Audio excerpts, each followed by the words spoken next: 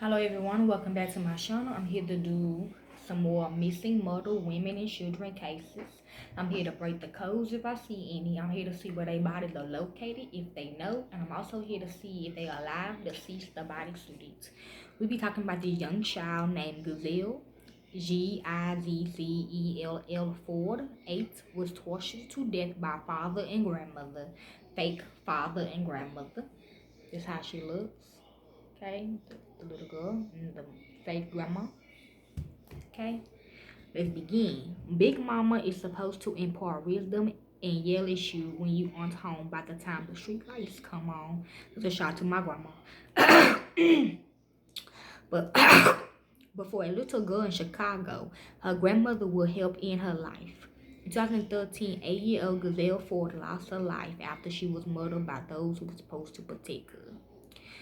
She was just born in foster care. Gizzell Ford was living with her mother, but a court awarded her father, unemployed felon Andre Ford, temporary custody, she said in James, when he made allegations that the mother was homeless. Gizzell's mother tried to helpfully get her daughter back, but for 8 months, Gizzell remained with Andre and his mother, which is Caroline Bryan, 55-year-old Helen Ford. They tested the little girl for the car. She did not match. Before Gizzell's death, there were signs that things were not right in the household. Just 1 month before the tragic murder, an investigator from the Illinois Department of Children and Family Services visited their home. Gizzell was also taken to the hospital for mysterious injuries, but even though doctors were suspicious, they didn't report the falls. There was no way of knowing the horror that Gizzell was facing. She's saying, bad, you don't want to know. Not until prosecutors got a hold of her rainbow-colored diary. Yeah, she said she wrote she hate them. She said raped. She said she said she could be in a tub. She said cut up. It was there that, she's saying the woman did, the old woman did. It was there that her grandma, it was there that Gizzell Ford wrote about how her grandmother was torturing her. She decided being beaten, chained to a bed, and being made to sit a squatting position for hours on end. She's saying, yes, this grandmother is right here. Okay? She's turning herself in. A lot of people turn themselves in today. I hope that I don't mess up today because I really want to be able to just sit down, watch TV, talk, and play with everybody. She wrote in her diary, I am going to be great all day. Later in that entry, she said, now true, I failed. I hate this life because now I'm in super big trouble. She wrote in her last entry on July 11, 2013. She's saying true. The next day, Gizzell's 70-pound body was found among the debris inside of her family's trash-filled apartment.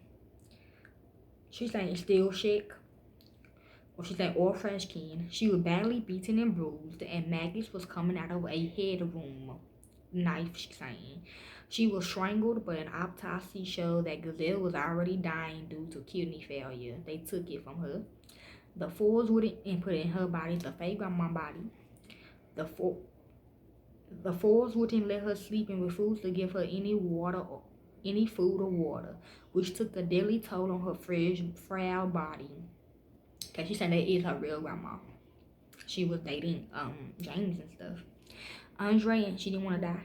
Andre and Helen was arrested and charged with Gizzell's murder, but Andre would never pay for his crimes. He died of a heart attack in jail while racing trial. And if you believe in a higher power, he's facing a different kind of justice. Helen faced the judge to watch recorded cell phone videos of Gizzell's tragic abuse as a sock was stuffed into the little girl's mouth in an effort to hold back at her heart-wrenching screams. You know, I've seen the grandmother doing it to her. She crying while doing it, like. While the grandmother carried out the terrible actions against Gizzell Ford, Andre would direct her on what to do to his daughter. Gizzell's 10-year-old brother took the stand during his grandmother's trial to detail the abuse that both he and his sister endured. The grandma is saying she talked back the lie, okay? That's still right, though. He sided while telling the court like that his sister was a very nice girl who liked to play and make friends. Helen didn't. Okay, she's saying she was fast too. Helen didn't take the stand in her own defense, but that doesn't mean she didn't try to lose a tonnage to offer up a weak explanation for Gizzell's injuries. The grandmother is trying to say, I'm trying to keep her out of trouble. I'm trying to keep her from talking so much around James because I didn't want us to die.